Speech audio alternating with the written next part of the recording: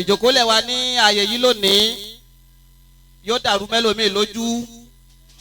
wípé remembrance bàbá rẹ̀ ní í ṣe ó tún wá gbàlù òní yìí ó tó lọ́pẹ́ fún bàbá wa àfàwà al-Khalifa al-Jamali tọ́lọ́wọ́n bò fi wọ́n sínú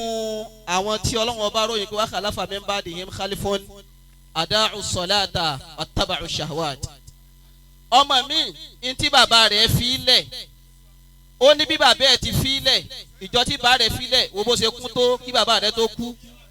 àsàlátù tí bàbá rẹ̀ fi lẹ̀ wo bó ṣe kún tó kí bàbá rẹ̀ tó tú ṣùgbọ́n bá tí wọ́n débẹ̀ wo bó ṣe bàǹkì bàbá tiẹ̀ jẹ́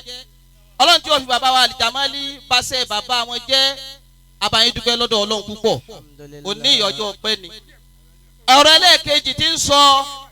tí ó máa jẹ́ wáàsí fún gbogbo àwa jàmáà tí ó máa jẹ́ ntá máa mú lọlé la tahsabil majida tamran anta akiluhu lan tablugal majida hatta tal'aqa sabra. bọ́ọ̀bá wá jòkó al-minhaj àwọn méjèèjì oríire ó wù wo gan fẹ́ lè sáré káré lọ́bẹ̀ẹ́ lọ́ ara tiẹ̀ náà kí ni wọ́n náà ń ṣe torí ire fẹ́ dé bá lọ́wọ́ rẹ̀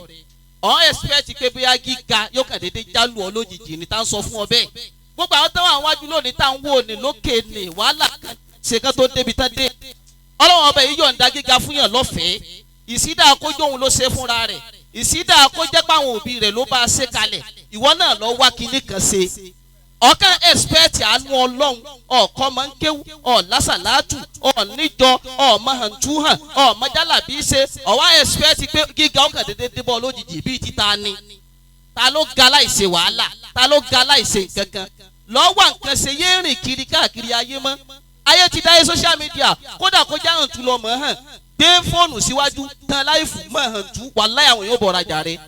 kí wàá lọ fẹ́ ṣe ọ̀sẹ̀ nǹkan kan wá expect pé gíga ni kàn débọ̀ lójijì ni ọlọ́mọṣà wọlé anabi Muhammad lọ́dọ̀ ọlọ́run àwọn bàbá wa àfàwà al-Jamali àti àfàwà Sheikh al-Mubarak ọlọ́run ti fi wọ́n ó ti fi wọ́n ṣe fáàrí fún lu Òṣogbo ó fi wọ́n ṣe fáàrí fàfà wọn ọlọ́run dákun mọ́ paná ìràwọ̀ náà láéláé aqulu hadha assalamu alaykum wa rahmatullahi wa barakatuh. wa aleykum assalam wa rahmatulahi wa barakatuh wàllayi talayi tiri mo pé 2 minutes 36 seconds ni wọ́n lò